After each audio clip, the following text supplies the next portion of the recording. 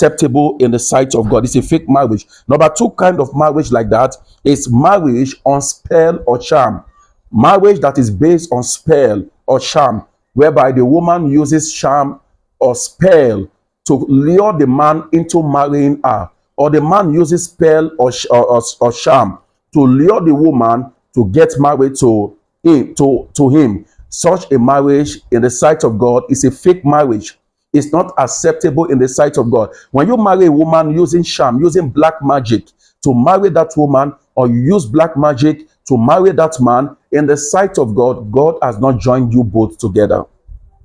And it is very important we make this clear to you that it is not all kind of marriages you see in the society today that is acceptable in the sight of God. That is why we listed number two, that any marriage that is done using black magic, you use black magic to confuse the man or to confuse the woman or to buy the heart of that man or that woman to come and marry you.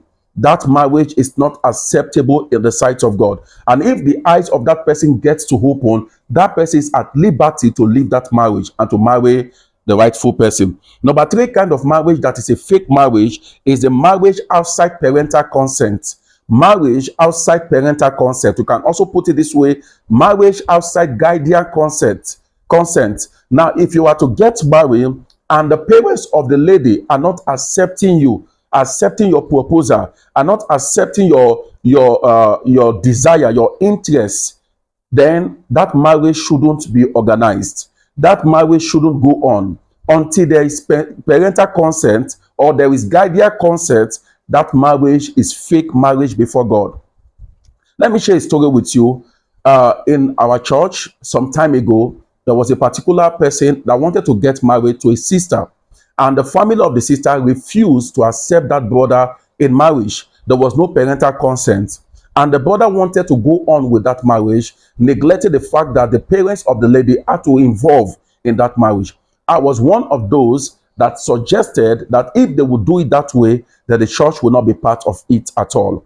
Because without parental consent, the church cannot take part or play any role in your wedding.